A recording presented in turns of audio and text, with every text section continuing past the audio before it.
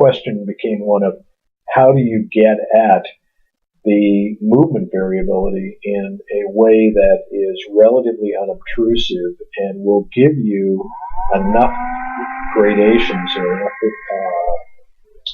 enough fine gradations, if you will, of movement that you can pick out where a person goes and study that path that they make and analyze it for random. So we set upon using the ultra-wideband radio as a way of doing this because it can give resolutions for any given person down to an accuracy of about 6 inches.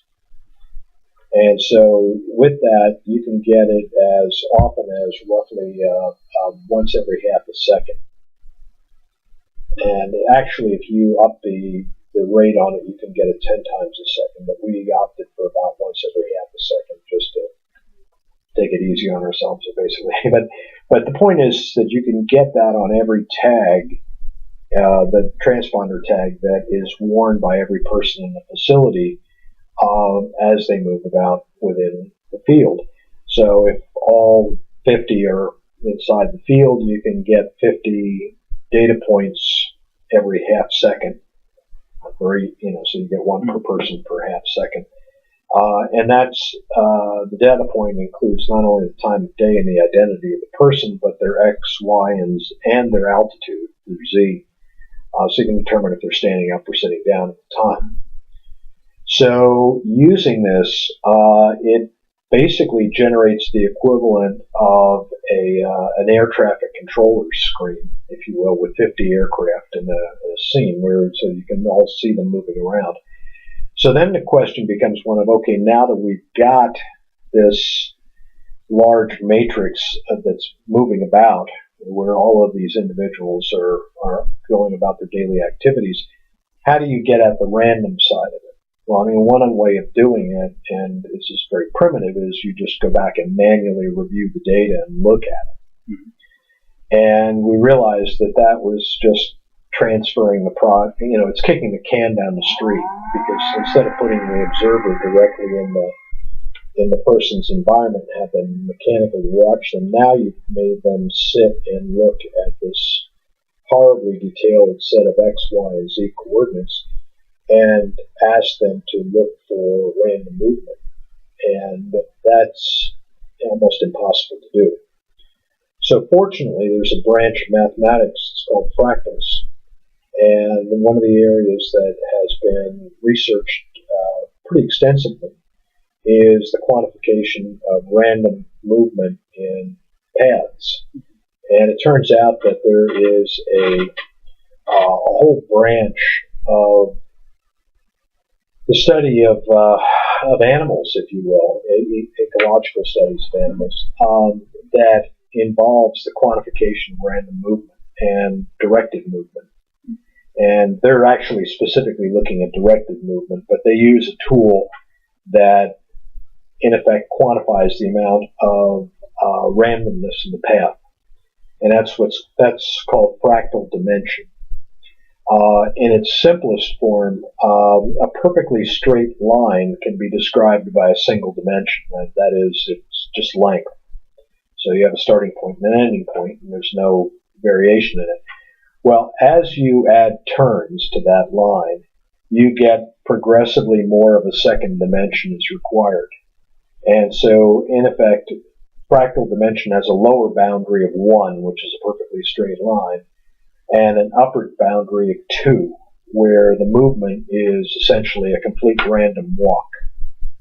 And it turns out that any path can be quantified as falling between a 1 and a 2. And the only other guesswork, if you will, variability on this that you have is what's called the scaling factor, where you actually look at the relative spatial scale for the path. So in other words, if you're looking at a path with a very small spatial scale, you might be only looking at a tiny segment of that path, and you might see a lot of movement variability, as opposed to if you took a much larger scale, you might not see as much. So choosing the appropriate spatial scale is kind of the only wiggle room that you get on that. But it turns out that with our studies, we started off looking at a group of about 14 people over a period of a month in an assisted living facility. And we had about half of those individuals had dementia. And what we found was that the individuals with dementia had higher fractal dimension values on their data from the paths gathered from the ultra-wideband radio. And we said, well, we wanted to replicate this with a larger sample, which we did with a group of 30. And we went back and looked at the movement variability and how that compared to the MMSE, which is the data that we were talking about earlier, in terms of predicting categorical membership and what essentially was the receiver operating curve for each. And what we found was that, lo and behold, with the MMSE, you got pretty much your standard ROC curve. It did a fine job of differentiating the individuals with dementia from those who don't, which is not surprising. But we were really edified to find that the fractal D did a pretty good job also.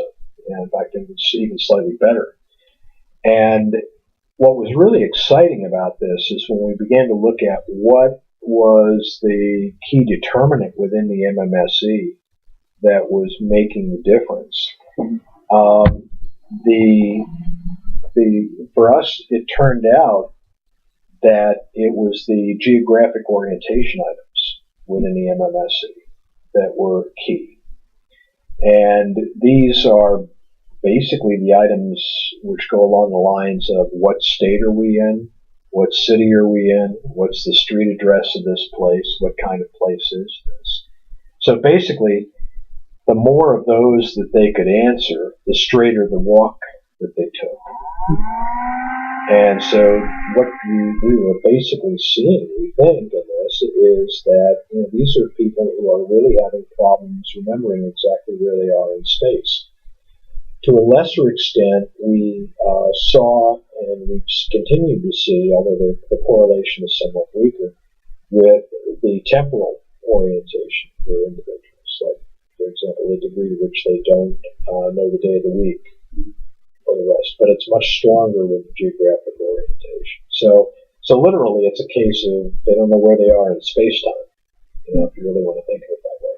And none of the other items within the MMSE keyed in on the fractal D at all.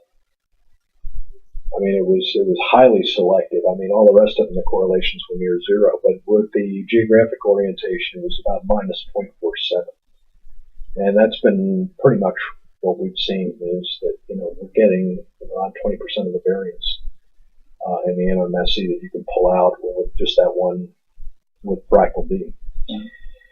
So it's been very exciting, and what we've been doing recently with our long-term study over a year was trying to discern the extent to which these disorientation in space is a possible predictor of falling in individuals.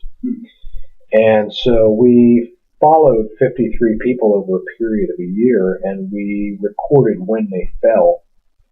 And then we went back and looked at, for those falls that were attributable to motion, that is, that they didn't just slide out of their chair because they fell asleep and slipped out of it, but they were actively involved in locomotion at the time. It turned out that we could predict from their fractal D in the week before they fell whether or not they were going to fall.